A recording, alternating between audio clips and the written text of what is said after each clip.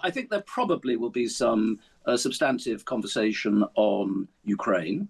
But I regret the big one that'll be omitted and they probably won't touch, even though it's the most important one in the world, is what's going on with Israel and Gaza, because that is just too toxic. They won't want to pollute as they might see it, the happiness of this visit with the difficult conversations they might need to have on that. Stay with Times Radio all day for full coverage of Donald Trump's state visit. It's probably a nerve-wracking day for all the ministers and aides tasked with making it go smoothly. Who's thinking about them? So what goes on behind the scenes? Well, let's get some insight from someone who knows. Sir Alan Duncan, former Conservative Minister for International Development. He was also Minister for Europe and the Americas and took part in Trump's first visit in 2019. Good afternoon, Sir Alan. Hello, hello. Hello, hello. As a minister in these situations, are you really primarily hoping that nothing goes wrong? Yeah, absolutely. It's all about very, very careful management, sticking to the script and the plans.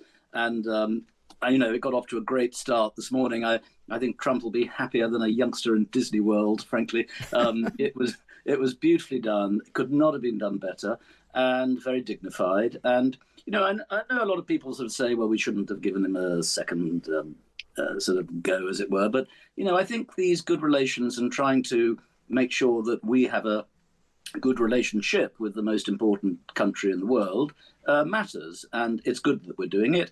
And it's fantastic that he likes the royal family so much, and so he should. And they are of great benefit to the interests of the United Kingdom. Well, and you've mentioned the royal family, of course. How is the king prepped for this, do you think?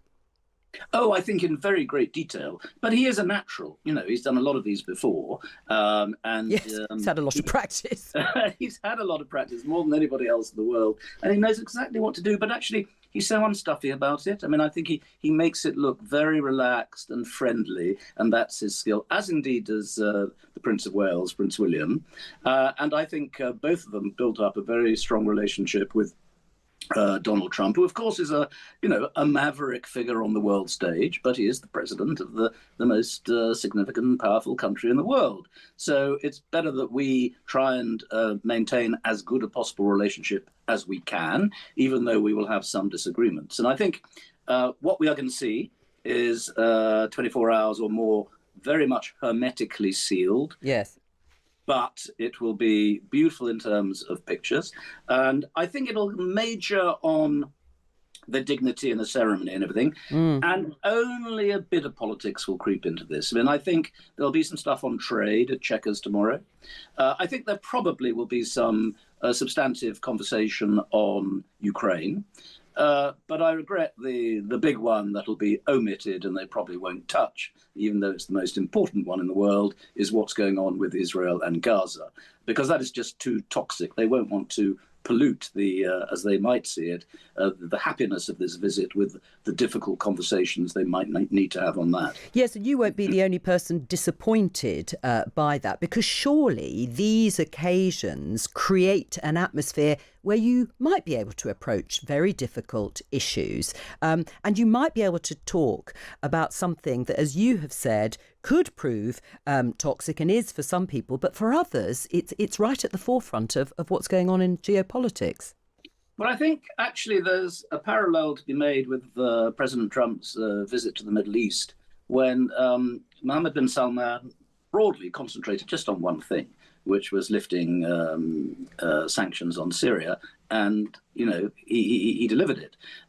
So the advice I would always have given is, don't overload the political side of this. Just do one or two things and do them gently.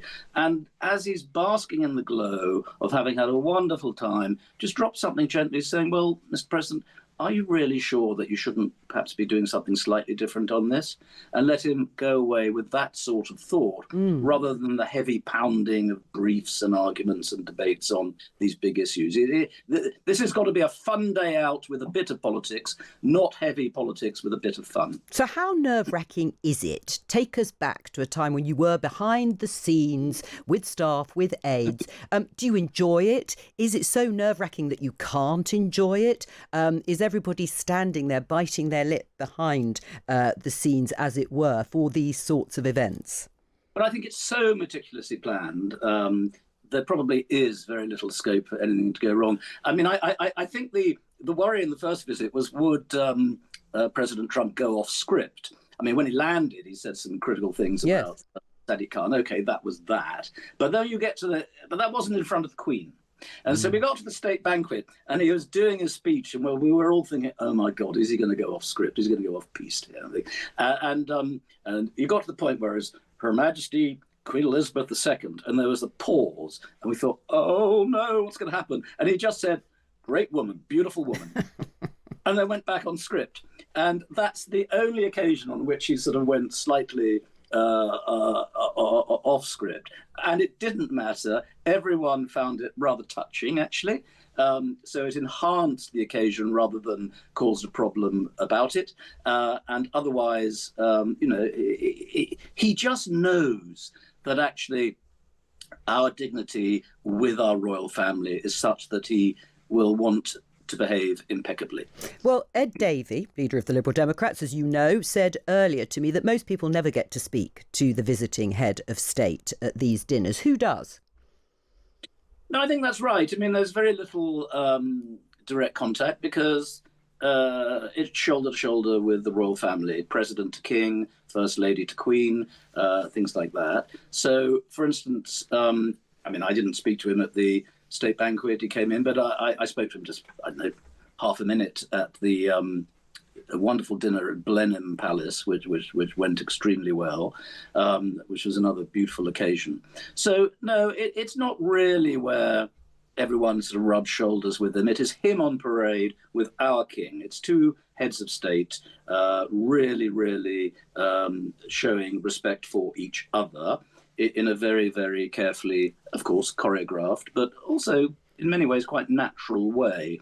So that is the power of the occasion. Right. I mean, keeping President Trump happy, it does involve a lot of fawning and flattery, I should say. How easily does that come to the royal family and Brits in general? I mean, I think there is concern, and there has been for many, many years, about whether we are too sycophantic to the United States and whether we've lost our own sort of, courage, lost the courage of our convictions in broader foreign policy and certain international issues. So, yeah, I think there is some concern. But the king and the rest of the royal family know exactly how to behave. And they are a massive asset to the UK. And it's not for them, and they wouldn't choose to fulminate about their own opinions, if whatever they are, about world events. They will do their duty in a dignified way. And look, the world is watching this.